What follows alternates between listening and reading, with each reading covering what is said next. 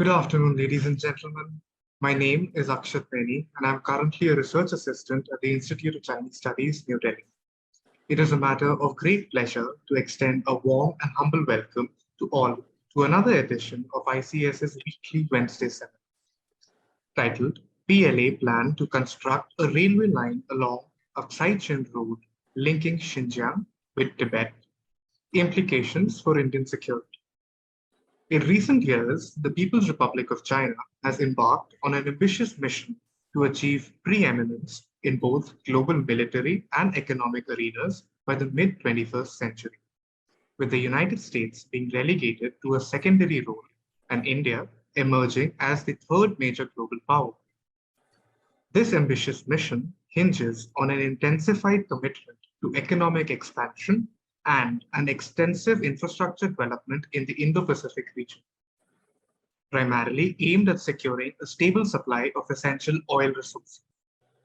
Nonetheless, it faces numerous substantial challenges, including long-standing and contentious disputes with Taiwan, India, Japan, and South Korea.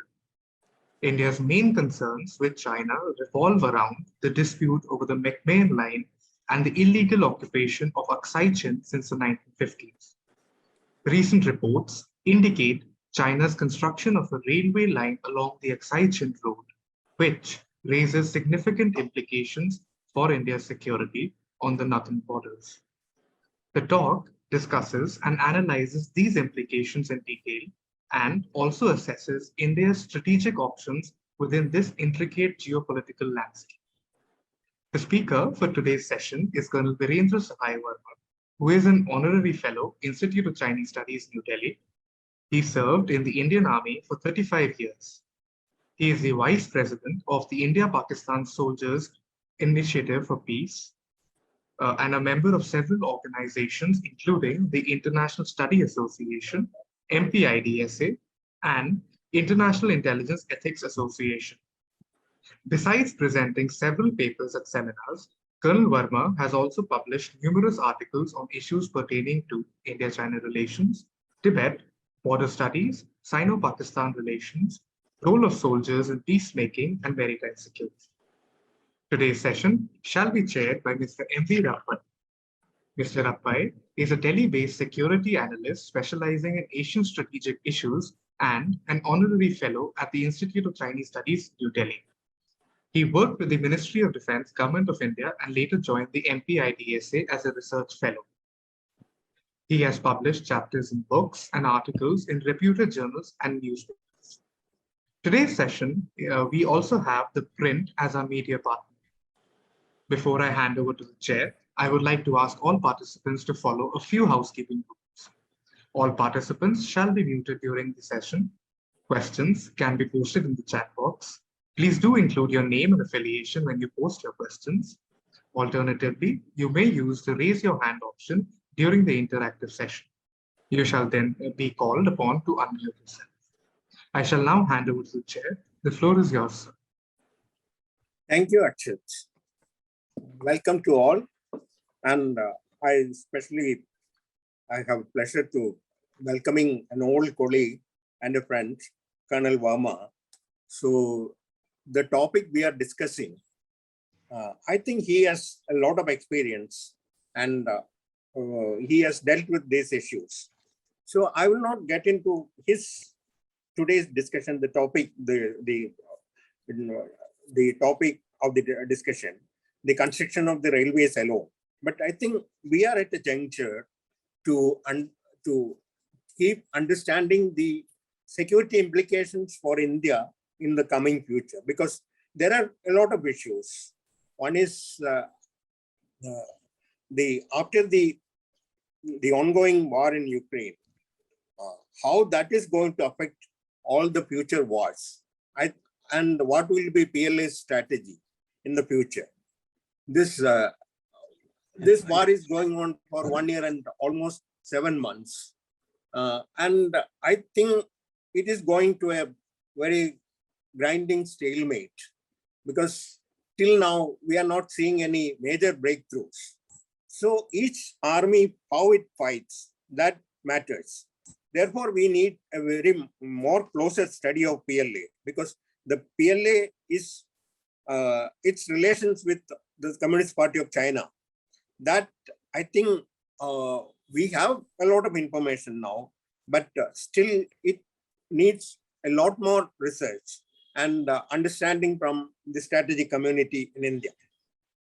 The problem with our thinking, the long-term study, I think sometimes we confuse with the immediate political goals of the parties involved, and we lack.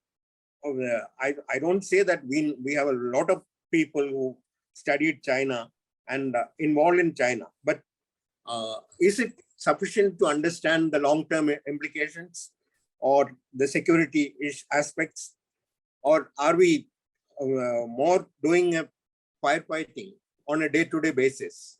I think that we have to think seriously and understand the future intentions of China and PLA's future role in their warfare, and what will be the things they will be adopting from the ongoing war. For example, if one looked at the Russian war fighting, their methods, till now they could withhold the Ukraine army due to innovative use of technology, both old and new. Nobody thought of Russia mining the borders in a manner which is not used earlier. So therefore the surprise element in war, or that can change a lot of the future of the future implications for the security of all countries. So I think we need to understand and look at what will be the changes, what will be the strategy adopted by PLA, and how the roads or the infrastructure facilities it is making around it is going to help it. I think we have Colonel Verma, who actually traveled a lot and who understand the terrain. He will explain further to us. Thank you. Over to Vermaji. Good afternoon, everyone, and most welcome to this Wednesday seminar. Subject of my talk today is reported PLA plan to construct a railway line along Aksai Chin Road in Ladakh, linking Xinjiang with Tibet. Implications to Indian security. Before I come to the subject proper, I'll explain with the help of a map.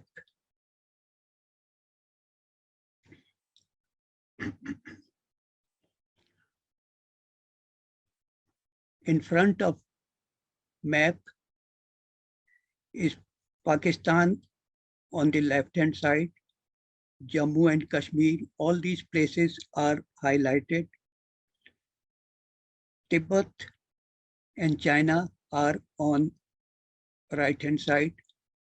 The Aksai Chin Plateau is highlighted with orange color. The black line is the Aksai Chin Road, which has been constructed by PLA in middle 1950s. Subject of talk today is that PLA is constructing a railway line along this Aksai Chin Road. What are the implications of construction of this railway line along the road which links western province of Xinjiang with Tibet? This is what we are going to discuss today.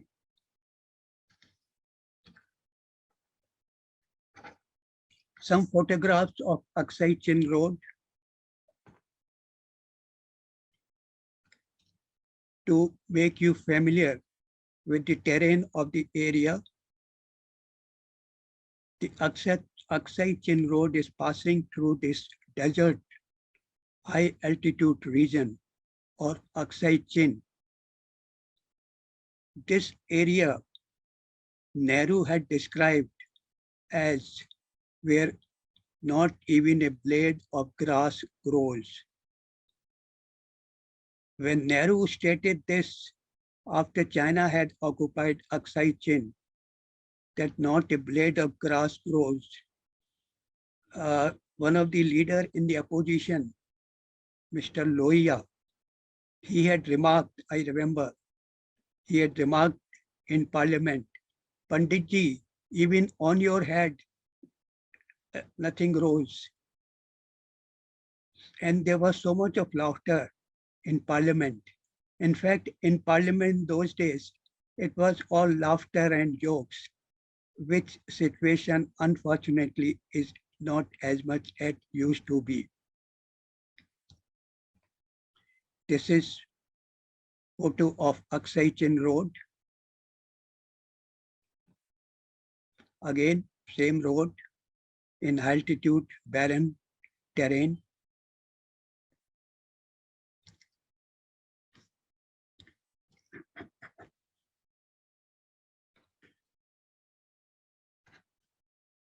Before I come to the subject proper, it would be appropriate to spend few minutes on global landscape, which is available now, and deterrence in Taiwan is falling. In August 2022, a visit to Taiwan by US House Speaker Nancy Pelosi led the worst cross-strait crisis in the quarter century. China is dispatching its ships around the island. Months after Russia's full-scale invasion of Ukraine has reminded everyone that a major war is possible.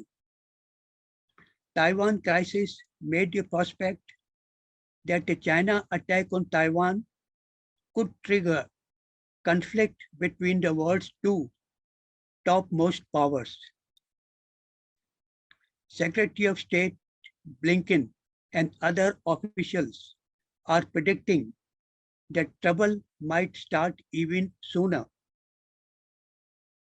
President Biden has recently publicly affirmed 4 times that US would come to Taiwan's aid if it were attacked. US and its friends are struggling to build that structure in the limited time they may have left.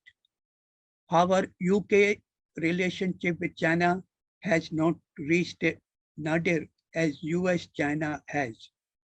These inputs are from an essay in Foreign Policy Journal of US dated 12th September. The People's Republic of China has reportedly made a goal to become the #1 military and economic power by the middle of this century.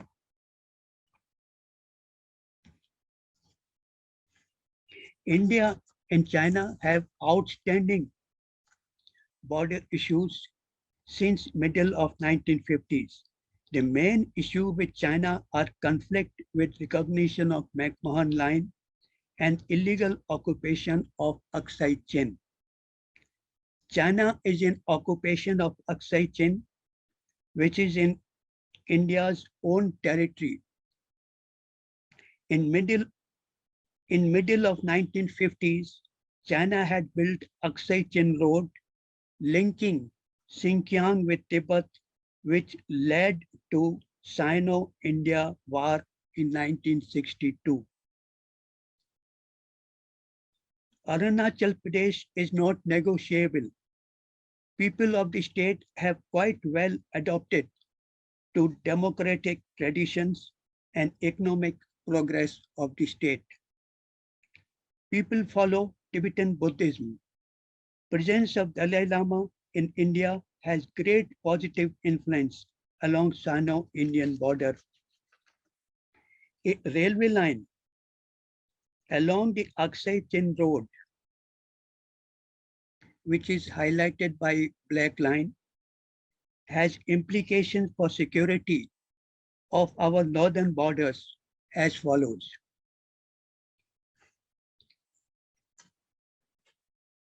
It will enable PLA to switch forces from Xinjiang to Tibet and vice versa, thus multiplying military capability at northern borders of India.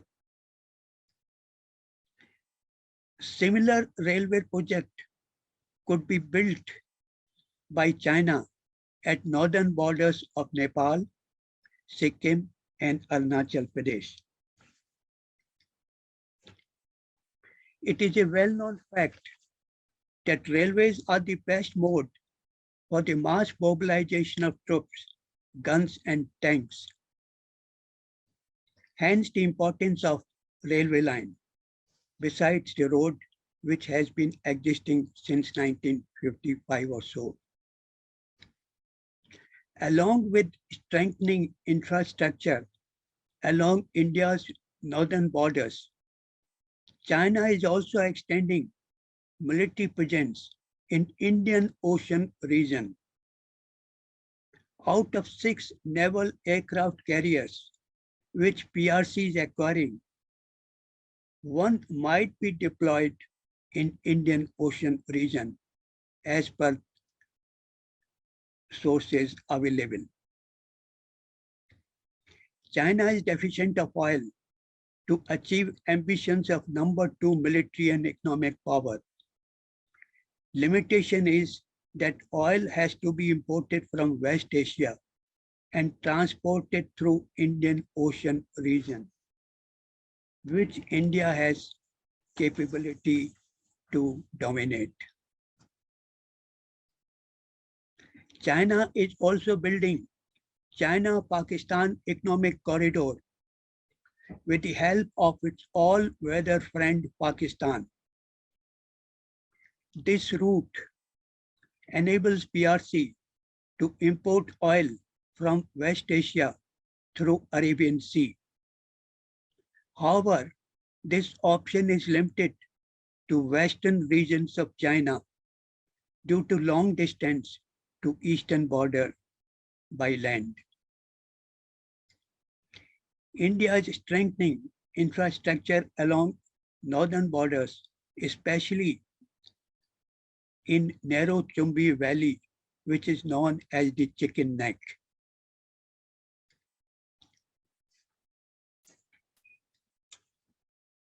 What are the limitations for China? Taiwan is becoming a hot issue between USA and PRC. Recent visit of Secretary of State of USA to Taiwan and reaction of China indicate the same. India's domination of Indian Ocean region, especially with fortress of Andaman and Nicobar Islands, is a strategic asset for India. High altitude of airfields in Tibet limit road and range carrying capabilities of fighter aircrafts from Tibet. On the other hand, Indian airfields along northern borders are at low altitudes, and with full load, fighter aircraft can cover most of the China.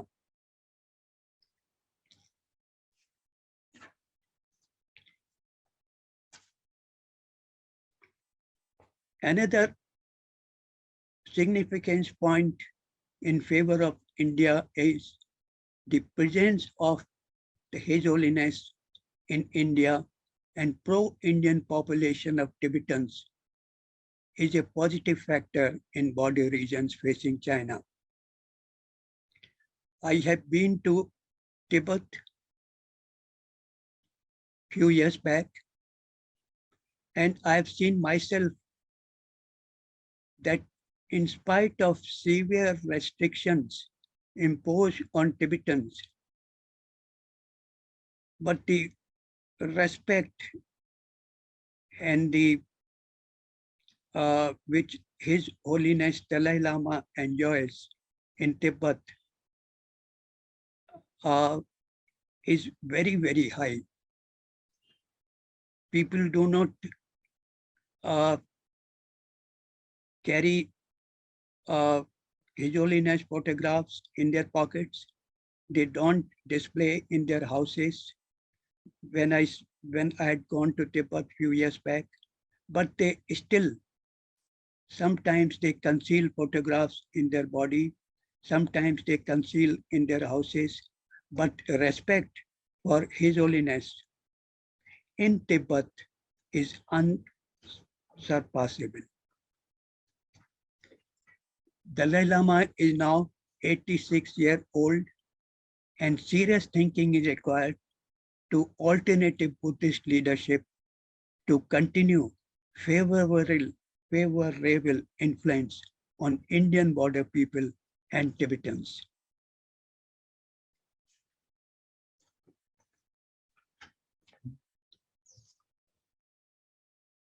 Resolving issues with China. This is my own presentation and my own view, my personal view.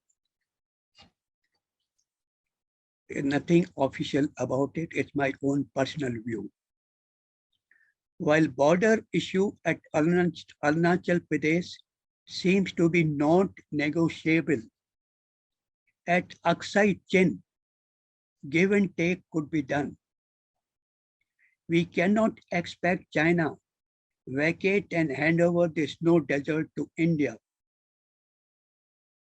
However, I personally feel that negotiations are possible to bargain Aksai Chin road portion in occupation by China and India to get back the southern part of Aksai Chin.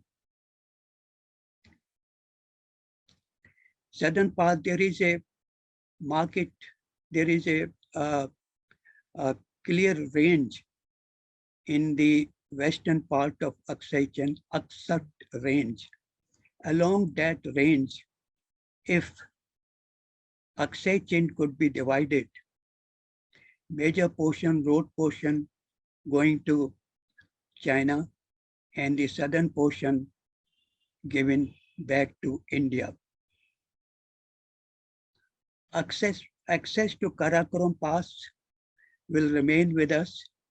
This is of vital strategic importance. The 18,000 feet Karakoram Pass used to be the main trade route between Ladakh and Xinjiang.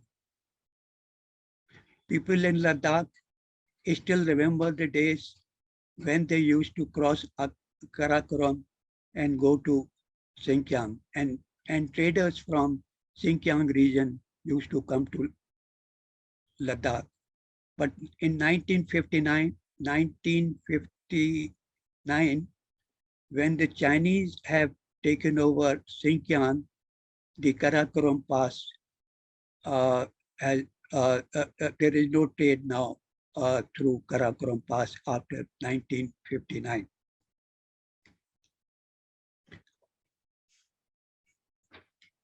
We may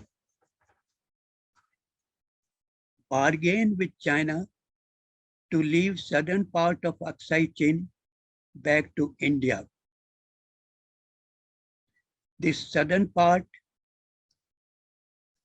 I have shown through green line, and this is called Laktak range, east to west Laktak range.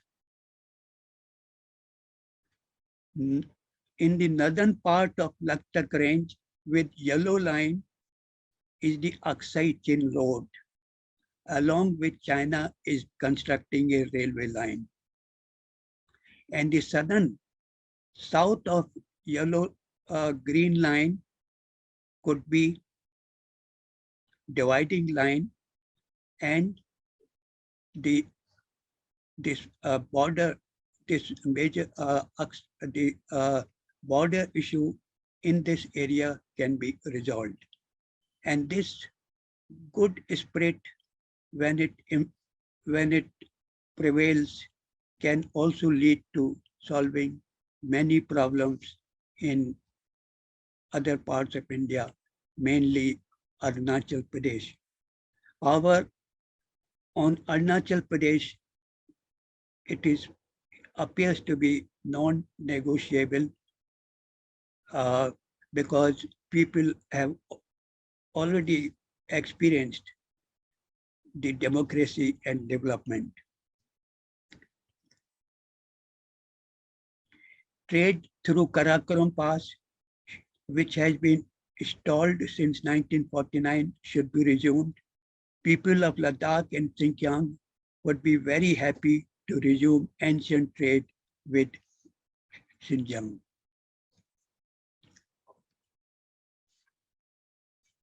Southern part of Aksai Chin is of strategic importance to India to maintain access to Karakoram.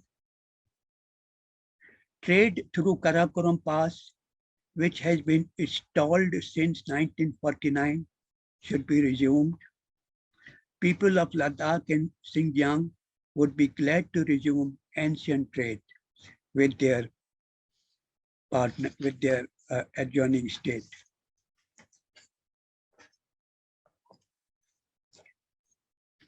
In conclusion, I would mention PLA plan to construct a railway line along Aksai Chin Road in Ladakh, linking Xinjiang with Tibet. It would require a review of threat posture from north and northwest. This construction of railway line would require review of threat posture from north and northwest. Railway line will multiply PLA's military capability at the northern borders of India. China is also extending its military presence in Indian Ocean region by acquiring 6 naval aircraft carriers, of which one or more may be deployed in this region. India should capitalize domination of Indian Ocean region. India has capability to achieve air superiority across northern borders because all our military airfields are at low altitudes and can reach targets up to the eastern borders of China, where the major cities are located. At the same time, planned railway line from Himachal Pradesh to Leh should be expedited to maintain a military garrison in Ladakh if Kargil is blocked by the Pakistan Army. Thank you, Colonel Verma. It was not a very short, but it was comparatively short, and a lot of things you brought in for discussion. I think we will listen first to the other people, then I think you can give the reply. I would request that Akshay, if any questions are available or if any raised hands, please tell me. Certainly, sir. So there do not seem to be any questions in the chat box as of now. Yeah, I do have. Okay. Yes, sir. If somebody raised a question, or otherwise I will just take 2 minutes. Certainly, sir. I will inform you once we have the raised hand or any questions in the chat. Yeah. Colonel Verma brought in a lot of future issues, but I am not very sure all is possible in the RAM, because it depends a lot on India's future developments. and availability of budget and other aspects, and how the Indian Army is going to develop. I think we are at a crossroads for the new programs and the new way of war. We need a lot more developments, and it will take time. But anyway, we are not talking here of the war or immediate war, but the future negotiations. To negotiate, we need at least to negotiate from a position of strength. So I hope Colonel Verma will take into account the aspects which is required to acquire that strength. Then only we can come to the negotiating positions. And I am sure there are other people who done a lot of negotiation with China. I think they can make us understand more about the possibilities. And the world situation, it is never a static situation. Taiwan, of course, I understand what is going on in Taiwan currently, but I don't think neither China nor US is in a hurry to fight over Taiwan. So let us wait and see what are the developments. Yeah. Not yet, sir. Not as of now. So there is one question that, if I may raise one. It is it is a question to Colonel Verma. It states that, so you mentioned that the Indian Air Force can have air superiority, given that isn't China's rail line also vulnerable to precision airstrikes by the Indian Air Force? Yeah, Colonel Verma, you can answer. Yes. Most of the PLA airfields in Tibet are in high altitude. Tibet, the average height is 12,000 feet. When the aircraft takes off from the height of 12,000 feet or more, the load carrying capacity is limited. Oxygen is less, and while taking off, much more force is required, much more power is required. Because of this, they can carry limited warloads. Whereas our airfields in our northern states like Assam, Uttar Pradesh, Bihar, all airfields are in low altitude, in plains. Fighter aircrafts can take off from low airfields, can go to any distance and return back. There is no limitation in load carrying because the main power is required while taking off, which is in low altitude, whereas in Tibet, it is high altitude airfields and the load carrying capacity is reduced. Thank you. Thank you, Colonel. But the nature of war has undergone a lot of change. And of course, air power superiority will be added this thing, but I think we need to look at the future of PLA in a little more detailed manner, Colonel.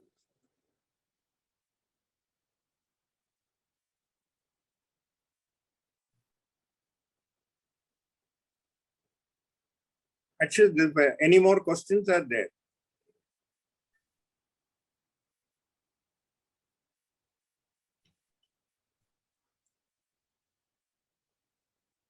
So we are still waiting on other questions. So if you would like to add more to today's discussion, we would be grateful, sir. So we do have, we just received one question from Mr. Keshav Padmanabhan. He is from ThePrint, and he asks, recently there have been reports that almost 30% of our army has been trained for internal insurgency and policing over open warfare. Given the change in the training regime, how effective would the Indian Army be at the highlands in Ladakh? Yeah, I think Colonel Verma can answer that. Indian Army since very long has been discharging both roles of external threat and internal security quite well. As far as internal threat is concerned, we also are assisted by local administration, police, and other paramilitary forces. In fact, they have much main role for internal security than army. Army comes there on as a to help them in running the administration. So there is no issue. These roles are well defined and have been going on for so many years and decades. Thank you.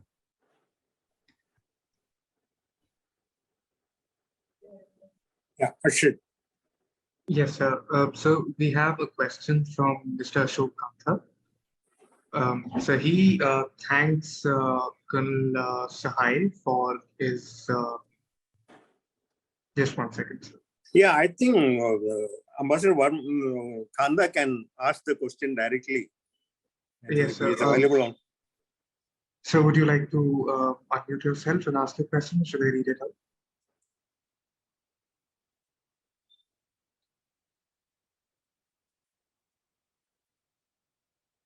Why don't you read it out? Yeah, I think then do it. Colonel Sahai, Mr. Kantha thanks you for highlighting the Chinese plans to construct a railway line from Shigatse in Tibet and run northwest along the Nepal border before cutting north through Aksai Chin and ending in Khotan in Xinjiang. The railway line will broadly follow the course of the G219 highway.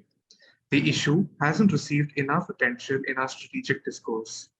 As for your suggestion on a partial boundary settlement in the western sector with India, regaining part of Aksai Chin, Mr. Kantha is not at all optimistic.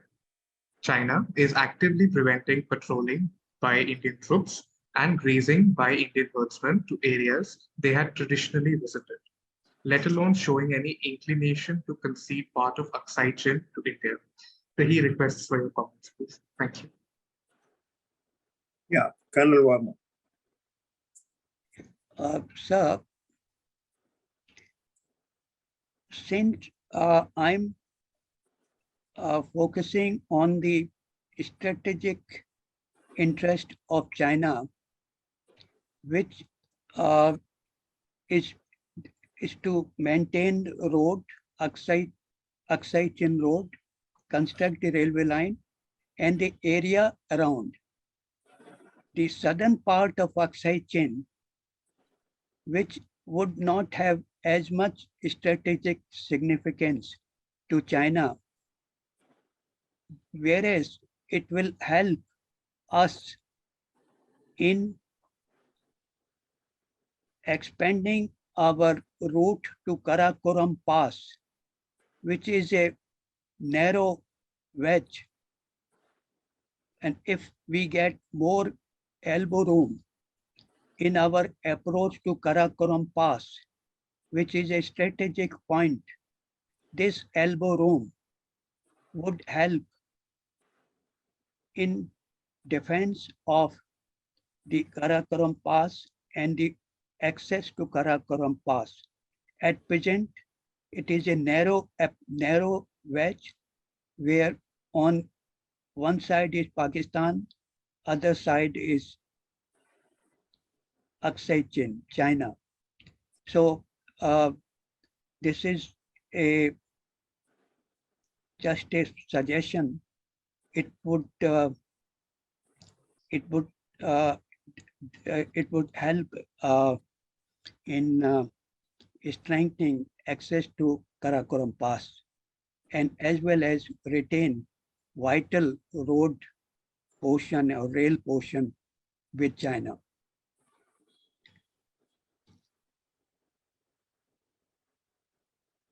Yeah, but Colonel Verma, point is that China is not even inclined to allow us to keep patrolling areas we had been patrolling until early 2020.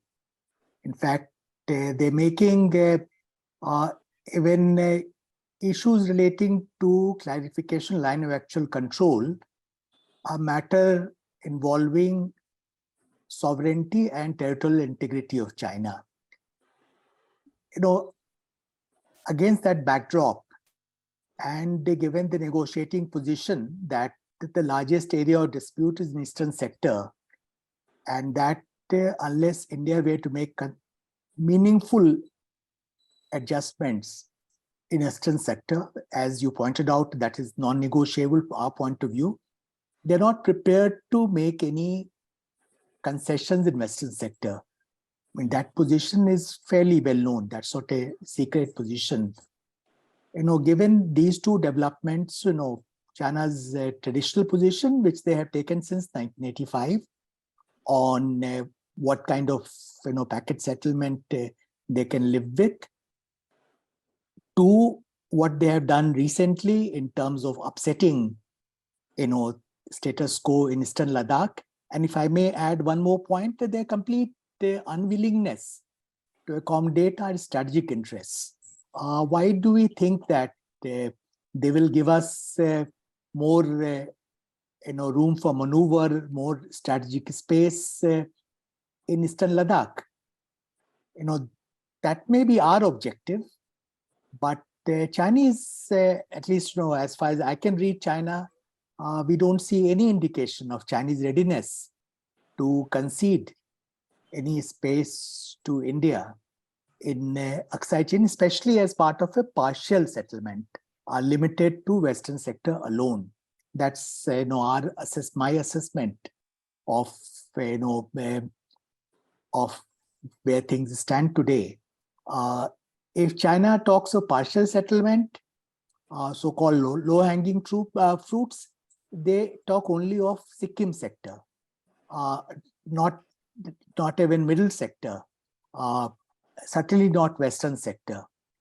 So I don't see any realistic possibility of China changing its negotiating position so drastically, so dramatically anytime soon. That's the only point I wanted to make. Thank you, Ambassador Kanda, for clarifying that. I agree with you that unless we are in a position of strength, I don't think China have no reason to change itself in the near future. Akshay, there are two questions. I don't know you saw it in the chat box. I think you can put them to Colonel Verma so he can answer. Certainly, sir.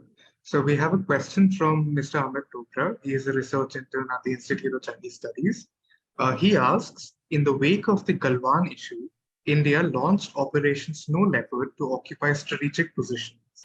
It gave a bargaining chip to the Indian side, which was then lost in creating buffer zones. He asks, what does the Indian side have today to make a good bargain with the Chinese?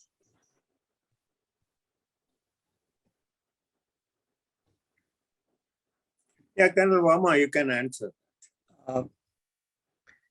To be frank, I have not studied this part, so I won't be able to answer. Actually, another question by Amit Dogra. Did you mention it to Colonel Verma? Yes, sir. This was the question. So we have another question by Mr. Prabhat Kumar. Would you like me to read it out? Yeah, you read it out, please. Correct. So Mr. Prabhat Kumar asks, China and India have hardly missed anything in the last 70 years by not trading through the Karakoram Pass. Why to try and change the situation by conceding the strategically important northern parts of Aksai Chin? Just for the purposes of trade, Mr. Prabhat feels that we should wait and negotiate from a position of strength, however long it may take. So he asks for your take on this. Yeah. Okay. The opening of Karakoram Pass is not linked with exchange of southern part of Aksai Chin. It is a different subject itself. Karakoram Pass was closed in 1949 when China had occupied Xinjiang region. Till that time, it was a flourishing trade. Traders used to go from Ladakh and from that side to India. People in Ladakh still remember how they used to enjoy the goods from other side and the people. So this Karakoram Pass trade without linking with Aksai Chin issue could be opened for mutual benefit. Both people of Ladakh and Xinjiang would be happy. I've been to Ladakh a number of times, and the people here still long to go across and trade.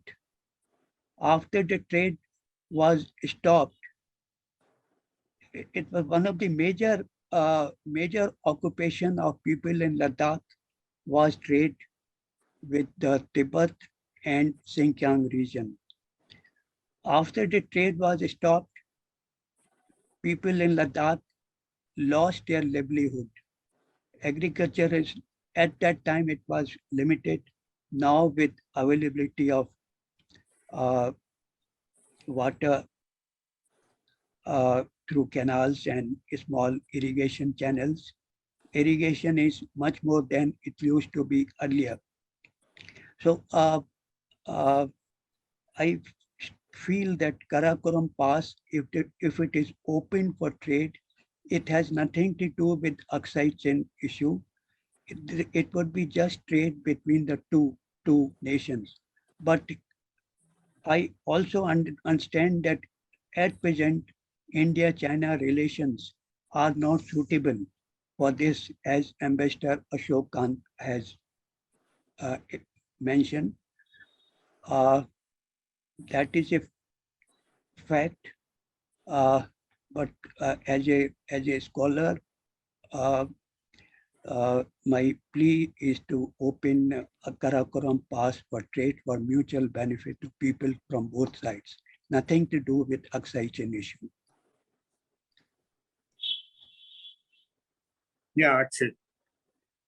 So we have another question by Mr. Karanthura.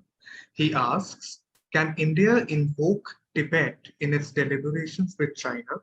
If yes, how? And if not, why? Yeah, I think Colonel Verma. Can you repeat the question, please? Certainly, sir. So Mr. Karanthura, he asks, can India use Tibet, invoke Tibet in its deliberations with China? If yes, then how? And if not, then why?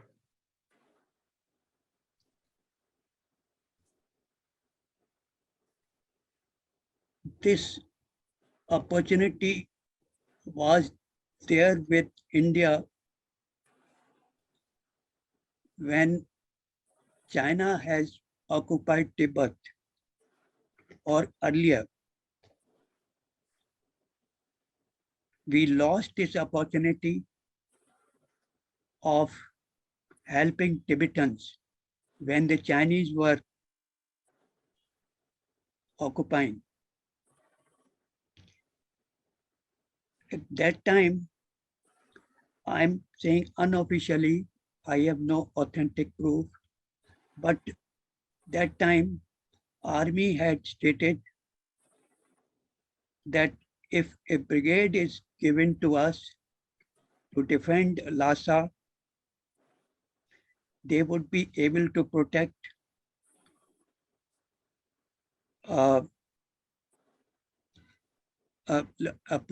at least the Lhasa garrison and also the His Holiness Residence Potala Palace. But Nehru, in his own wisdom, refused to spare even a brigade. Probably a brigade paradropped in Lhasa could have helped, and once some initiative was taken by India it would have involved some Western countries also to support Lhasa. In fact, there is also a that when press people asked Great Britain, you are well aware of Tibet situation. Why you did not take any action? The reply of Great Britain, which I was that when India is not taking any action, India is not raising the issue of Tibet, then why should UK do it? Thank you.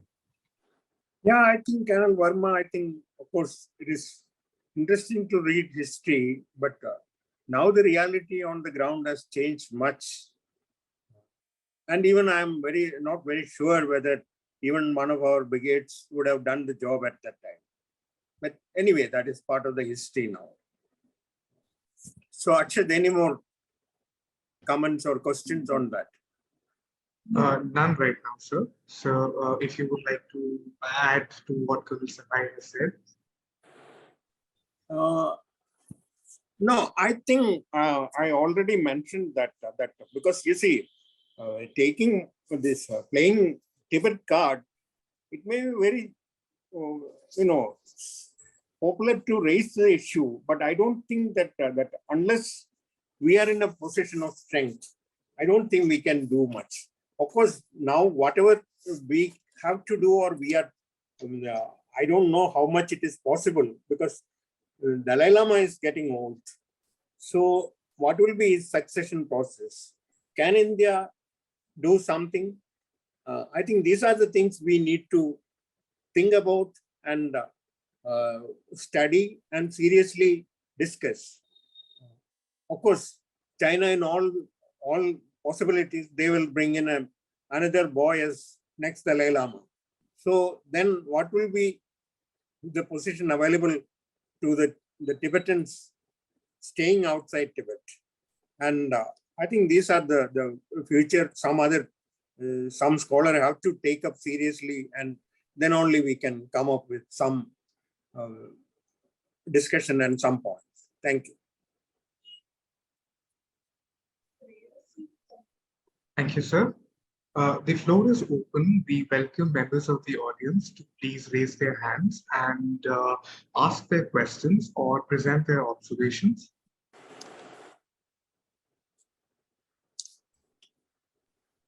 Sir, it would seem that we do not have any questions.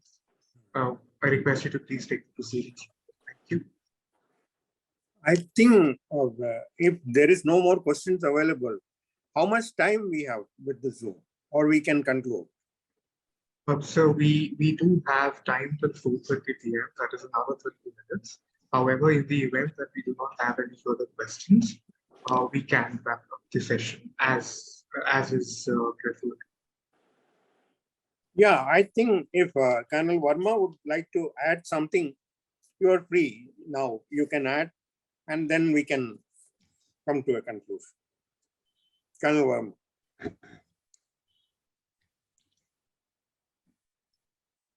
Verma. About the successor of His Holiness Dalai Lama, it's a very important issue, as His Holiness is now around 85 years of age, and we need leadership for Tibetans, leadership for our northern belt, Ladakh, Arunachal Pradesh, Sikkim, and they would. This requires a lot of thinking and discussion with Dharamshala and people who are knowledgeable, and should not be left for nature to take its own course. This requires a serious issue, that who is going to